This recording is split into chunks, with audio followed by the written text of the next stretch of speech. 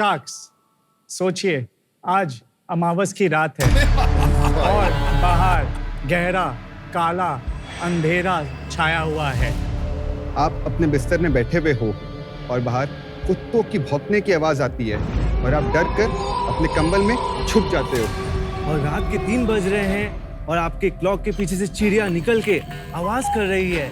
आप सो नहीं पा रहे हो क्योंकि आपको लगी है डरावनी जानलेवा भूत। डरा के पैसे लेगा। डरिए मत शार्क्स, हम आपका नामो निशान नहीं, हम आपके हंगर क्रेविंग्स को मिटाने आए हैं विथ ईटवर्स। नमस्ते शार्क्स, मेरा नाम है पुलकित। मेरा नाम है हर्ष। और मेरा नाम है आदर्श और हम 3 स्कूल फ्रेंड्स कोलकाता से आए हैं। ईटवर्स एक कोलकाता का मल्टी ब्रांड क्लाउड किचन है जहां हमारे यूनिवर्स में 8 सुपर हीरो ब्रांड्स हैं जो आपके हर एक हंगर का क्रेविंग्स मिटाते हैं। जैसे सैंटा डिलीवर्स एक मल्टी क्विजीन ब्रांड है जिसमें हम नॉन टर्नओवर और देसी चाइनीज जैसे प्रोडक्ट सर्व करते हैं। मतलब आपकी party order needs are sorted.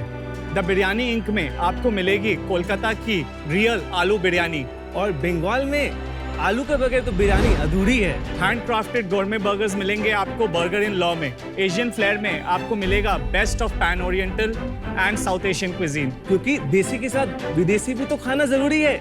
हमने अपनी जर्नी की शुरुआत मिडनाइट फूड डिलीवरी के साथ की थी, लेकिन आज दिन हो या रात हम कस्टमर्स तक पहुंचते हैं राउंड द क्लॉक। हम जब 21 साल के थे और उस समय जोमेटो और स्विगी अवेलेबल नहीं थे, हमने तब एक लोकल शॉप से टाई अप करके सिर्फ 10,000 रुपए में अपना बिजनेस चालू किया।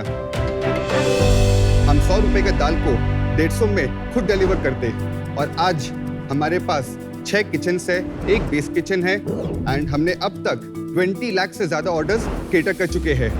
हमारे प्रोडक्ट्स आप ऑनलाइन ऑर्डर कर सकते हो through Swiggy and Zomato. Sharks, हम चाहते हैं कि हम ईटवर्स के यूनिवर्स को पूरे इंडिया पे लेके जा सके और इंडिया का नंबर 1 फूड ब्रांड इसे बना चुके। हमारा आस्क है आपसे 1 crore for 1% equity. We are Eatverse, the galaxy of food गैज़म्स।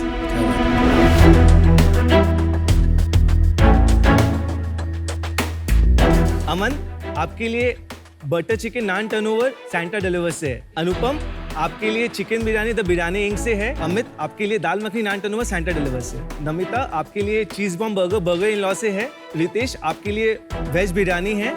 बहुत बढ़िया दाल मखनी, ये बहुत अच्छा। Thank you so much. This biryani is good. बहुत अच्छा है दोस्त, वेल डन। कैसे आप लोगों को ये आइडिया आया? आप लोग की थोड़ी बैकग्राउंड्स बताइए। तो मैंने तो अपने फैमिली बिजनेस में 1-1.5 साल ट्राई किया कुछ वर्क करने का, हाँ, तो उसमें इतना मजा नहीं आया, फिर मैंने ये किया। और जब मैं चालू किया था हम लोग ने इसको, उस समय I was studying in college. उसके बाद हमने अपना MBA किया, फिर उसके बाद वापस इसी में फुल टाइम लग गए।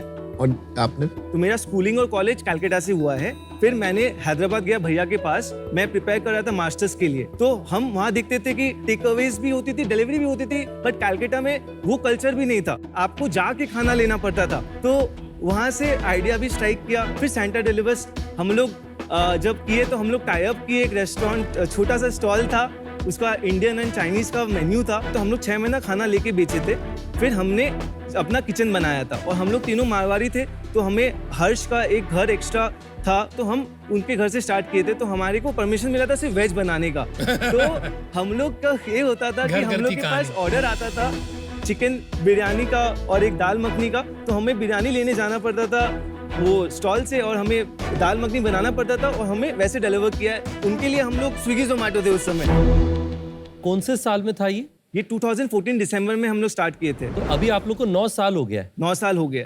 तो आपका आइडिया था ये मेरा आइडिया था। तो फिर ईटवर्स कैसे आया? 2017 में मल्टी ब्रांड क्लाउड किचन का एक मोमेंट आया, लाइट बल्ब जैसे मोमेंट हिट किया। जैसे हम लोग बोल रहे थे कि बर्गर सेल करते हैं, हाँ, तो हर्ष में मेरे को बोल रहे हैं कि बर्गर का ऐसे QSR करने का ऐसा टाइप का कुछ सोचते हैं, हाँ। हम लोगों ने बोला यार बर्गर का QSR क्यों? बर्गर तो मतलब हम लोग किचन से बेच सकते हैं, हाँ।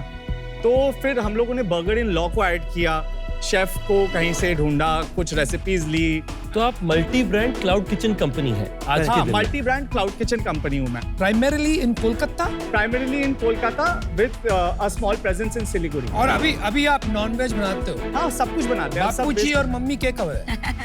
कुछ को नहीं कहे, बोले कुछ ठीक को है, नहीं कहे। पिस्सा 80 तो ठीक है। आपकी सेल्स थोड़ा बता दीजिए कितना हो रहा है? तो अभी इस साल हम लोग अक्टूबर तक 10.7 CR कर चुके हैं। हम लास्ट ईयर किए थे 13.1 CR। इस साल क्या प्रोजेक्शन है आपके पूरे साल का? 20 to 21 CR। प्रॉफिट? EBITDA हम लोग 6% सोच रहे हैं कि लास्ट अचीव ईयर हो जाएगा। 6% हो गया? Last year 1%। 1% मतलब Yes. ब्रेक इवन था। लास्ट मंथ क्या रेवेन्यू किया आपने? लास्ट मंथ 1.72 CR किए। एंड उसमें प्रॉफिट कितना था? 6% हम लोग का EBITDA था। अगर आप जोमेटो स्विगी पे भी बेच रहे होगे, करेक्ट? तो उनका आप लोग क्या साइजेबल शेयर हो या 1.5 to 1.7% मार्केट शेयर हम लोग अभी उनका मार्केट प्लेस में है। हम लोग सिटी अकाउंट्स में 5th 6th रैंक करते हैं। अच्छा? और सेकंड, अगर मैं चाहूँ आज की डेट में तो मैं क्लाउड किचन तो आज रातों रात खोल सकता हूँ और उसमें आपकी तरह 10 ब्रांड बना सकता हूँ। There is nothing. हमने 9 साल लगाया या 1 साल लगाया, कोई फर्क ज्यादा नहीं पड़ेगा, राइट? एक साथ अगर आप सारा ब्रांड्स करते हो तो बर्न बहुत करना पड़ता है। जैसे हमारा जर्नी में हम एक साल में नया ब्रांड किए, वो उसको प्रॉफिटेबल बनाए, फिर हम किए, पर परफॉर्म किया। आपको एक इसमें नए लोग आए हैं ना जो क्लाउड किचन फंडेड लोग आए, जैसे ईट फिट हो गया और रेबल फूड्स हो गए, ये बर्न कर रहे हैं Right. बट ग्रो भी तो अच्छा खासा कर रहे हैं ये लोग। करेक्ट, बट हमें ग्रो करना सस्टेनेबल होके। हम बूटस्ट्रैप है। रेबल का मार्केट शेयर क्या है? रेबल अराउंड 75 to 80,000 ऑर्डर्स करते हैं कलकत्ता में, और हम 50,000 ऑर्डर्स 48 तो 49 उनका 2.5% है अप्रोक्सीमेटली। करेक्ट, बट उनका लोकेशन ज्यादा है हमारे से। Got it. तो वो लोग तो एक एक ब्रांड को पकड़ के मार्केटिंग इतनी अच्छे से कर रहे हैं, उसको ब्रांड बना रहे हैं, फिर वो ओवरऑल इंडिया में सेम चीज को रेप्लिकेट कर सकते हैं, right? They have got more advantage being funded. हमें भी पता है कि कैसे किया जा सकता है। हाँ, तो हम लोग उस प्रोसेस को और अच्छे से फाइन ट्यून करना चाहते हैं। और क्या दूसरा सिटी में आज से 1 साल 2 साल बाद जब हम लोग जाए तो रेप्लिकेशन में हमें प्रॉब्लम ना हो। देखिए, मेरा ये लर्निंग है कि क्लाउड किचन ज्यादा लोकल बिजनेस है नेशनल बिजनेस होने की जगह। जी, तो यहाँ पे आपका यूनिक एडवांटेज ही ये है कि आपने एक जगह में अपने आप को कंसंट्रेट किया हुआ है। जैसे ही आप मल्टी लोकेशन में जाएंगे तो आपका एंटरप्रेन्योरियल स्केल करना मुश्किल। वो कम हो जाए। जैसे अगर आप बिरयानी लोगे तो हर रीजन में अलग-अलग टेस्ट होता है, एकदम राइट? मानता हूं। And you have to cater to that. There are some things, जैसे पिज्जा होता है, Yeah. वहां पे शायद आप नेशनल ब्रांड पिज्जा में नेशनल ब्रांड बन सकते हैं। तो दैट बात डिपेंड्स ऑन द सही category. so we are in the process of discovering and figuring out our best model, जिसको हम लोग आगे लेके जाना चाहेंगे। जैसे अगर आज हमारे पास 8 ब्रांड है, हाँ, कल को हम लोग 2 कैटेगरी इसमें और बढ़ाएंगे, तो उसमें से जो 2-3 category will be a hassle, will be a friction in scaling up, we will avoid that and we will go ahead with what is making us good money. हमें पता है कलकत्ता में भी और पेनिट्रेशन हमारा बाकी है। कलकत्ता मार्केट अगर 1600-1700 करोड़ की है तो हम आराम से 5% market share in coming years ले सकते हैं। मतलब 80 करोड़ का धंधा बन सकते हो, 80-85 करोड़ का। यस, 30-40 किचन खोल सकते हैं कलकत्ता में। 15-17 is a good number for और कलकत्ता। पर किचन कितना सेल्स कर सकते हो आप मैक्सिमम? 50 lakhs मेरे को लगता है कर सकते हैं। आपकी कोई भी किचन कर रही है 50 लाख का 10 साल से काम कर सेक्टर रही 5 कर रही है। है। जैसे मैं आपको बताता हूँ, मैं मॉप फूड में इन्वेस्टर हूँ। लास्ट ईयर मैंने मॉप Yes, फूड में yes. डाला था पैसा। तो ये 7-8% का बिट्टा बिजनेस है, जितना मुझे डिटेल में समझ में आया उनके साथ Yeah. बैठ के। पर एक किचन की लिमिट होती है कि एक किचन कितना कमा सकते हैं। यहाँ पर आप इतने स्केल पे ऑलरेडी चले गए हो। मॉप फूड थोड़ा अर्ली आया था आपसे। अब उनका 50-60 लाख मंथली रेवेन्यू, 70 लाख के आसपास है उनका। जब वो शार्क टैंक में आए तो उनका मेरे ख्याल से 15-20 लाख था। तो अभी आप लोग का जो वो लग रहा है ना, ऑलरेडी स्केल्ड अप लग रहा है लोकल में। मैं अगर आज एज इन्वेस्टर आऊंगा तो मेरा पैसा बनेगा कैसे इस वैल्यूएशन में, मैं वो अभी तक ग्रैस्प भी नहीं कर पा रहा। कि आप सारी तो कुजीन में घुस गए, सारे ब्रांड्स बना लिए आपने, 1-2 और बचे, चलो वो भी इंट्रोड्यूस कर लोगे, but finally everything stagnate. So what's the long term plan But to हमें लगता है कि- जस्टिफाई इन्वेस्टर्स रिटर्न? बट हमें लगता है कि जो हम लोग EBITDA भी है, हमें लगता है कि वो हम लोग डबल डिजिट करके दिखा पाएंगे। आप 10 साल से कर रहे हो काम। हाँ, आप 4-5% अब जाके निकाल रहे हो। आपका खर्चा कैसे चल रहा है? नहीं, 10 हम लोग साल से? सैलरी लेस करके मैं EBITDA बोल रहा हूँ। कितना सैलरी हम लोग 1.5 लाख ईच लेते हैं। 1.5 लाख। आप एक बात समझिए, हाँ, हाँ, जो आप इंडस्ट्री की बात कर रहे हैं, फूड डिलीवरी या cloud kitchen, this is a सब इंडस्ट्री। इसके ऊपर बैठे हैं 2 जायंट, स्विगी एंड जोमैटो। तो वो गेटकीपर्स हैं ये इंडस्ट्री। मतलब आपका जो मार्जिन है 2 चीजों से ही बनेगा। या तो ये दोनों आपको बनाने दे, और ये क्यों करेंगे यार, खैरात का काम थोड़ी कर रहे हैं, या कस्टमर छलांगे मार के आपके खाना ऑर्डर करने आ रहा है तो एक प्रीमियम प्राइस दे रहा है आपको। अनलेस ये बात का कोई प्रमाण है, आपका 5-6 टके से धंधा ज्यादा बन ही नहीं सकता। हमारा जो बेस किचन में खर्चा है अभी बहुत है, वो हमें पता है कि वो विद टाइम बढ़ेगा नहीं, जितना देखिए सेल कमीशन बढ़ेगा। जो है आपका वो तो खर्चा लगा ही रहेगा।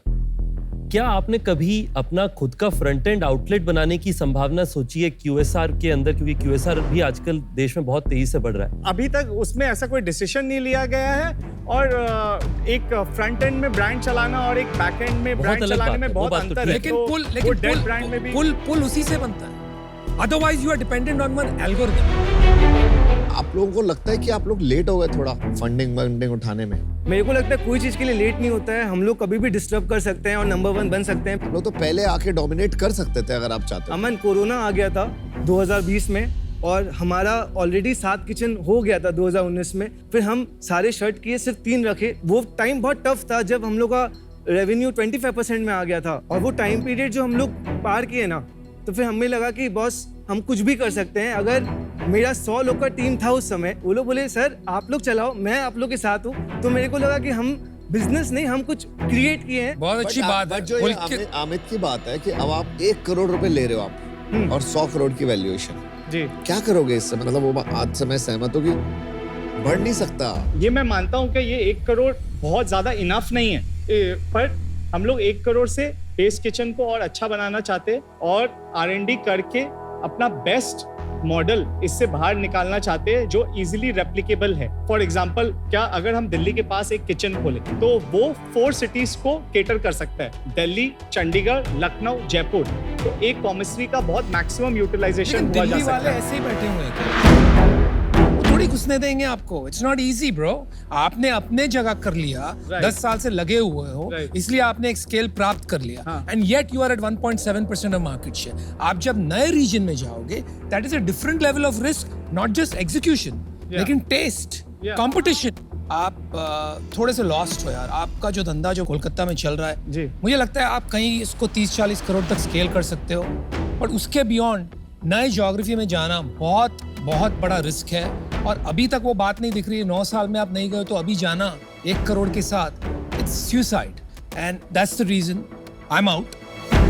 All the best. इतनी क्लैरिटी नहीं आ रही है आपके विजन में कि आप कैसे स्केल करेंगे और इन्वेस्टर को एग्जिट देंगे। So all the best, but मैं आपके साथ जुड़ नहीं पाऊंगी, सो आई एम आउट। मेरे को ना इस बिजनेस में इंटरेस्ट बहुत है ना। मॉप फूड में डाला है, अच्छा पैसा ग्रो किया, मतलब पर वो राइट वैल्यूएशन पे मैंने एंट्री करी थी। मेरा यहाँ पर इशू ही नहीं था कि तुम लोग बिजनेस कर पाओगे नहीं कर पाओगे। आई एम प्रीटी श्योर ये प्रॉफिटेबल बिजनेस बनता है, बट मैं कितना नेगोशिएट करूँगा, कहाँ तक लेके जाऊँगा, जो मैं मैथ भी करता हूँ तो बहुत ही पीछे हो। इस वैल्यूएशन पे आप जिस पे रेस करने जा रहे हो, मुझे नहीं लगता कि मैं उसके लिए अलाइंड हूँ। मैं आज पुलकित, हर्ष, आदर्श, कई बिजनेस होते हैं जो आपको खुद चलाने चाहिए। आपने जब अभी तक फंड रेज नहीं किया ना, तो मेरे को लगता है कि थोड़ा उसका फंड रेज की तरफ 10 साल में आपको आ जाना चाहिए था पहले। सेकंड, वही 100 करोड़ वैल्यूएशन बहुत ज्यादा है। सो एक मैं आपको बस सजेशन दूंगा कि आपको अगर करना है तो थोड़ा ब्रांडिंग पे काम करो, but unfortunately I am out. अगर आप ये कहते कि अभी मुझे कलकत्ता, सिलीगुड़ी, वेस्ट बंगाल के इन एंड अराउंड में मैं सबसे डोमिनेंट बिजनेस बनना चाहता हूँ, उसके लिए मैं काफी इंटरेस्टेड था। पर मुझे लगता है कि अभी आप थोड़ा वो सोच रहे हैं कि मैं नेशनल मॉडल बनाऊं या ना बनाऊं। एक बार आपको डिसाइड कर ले। अगर आपको लगता है वो रीजनल बिजनेस आपका इंटरेस्ट है, तो उस पर मैं बिल्कुल सपोर्टिव रहूंगा हमारे एक्सपीरियंसेस के बाद। उस कारण से मैं आउट हूं। बट आप लोगों ने बहुत ही अमेजिंग बिजनेस बनाया है। Many best wishes for that. Thank you. All the best guys. यहाँ पर इन्वेस्टमेंट नहीं मिली, इसका मतलब ये नहीं कि धंधा अच्छा नहीं। धंधा आपने अच्छा बनाया, प्रॉफिटेबल चला रहे हो, इसको स्केल करो। जरूरी नहीं कि हर चीज में इन्वेस्टमेंट हो। All the best. खूब बात। थैंक्स।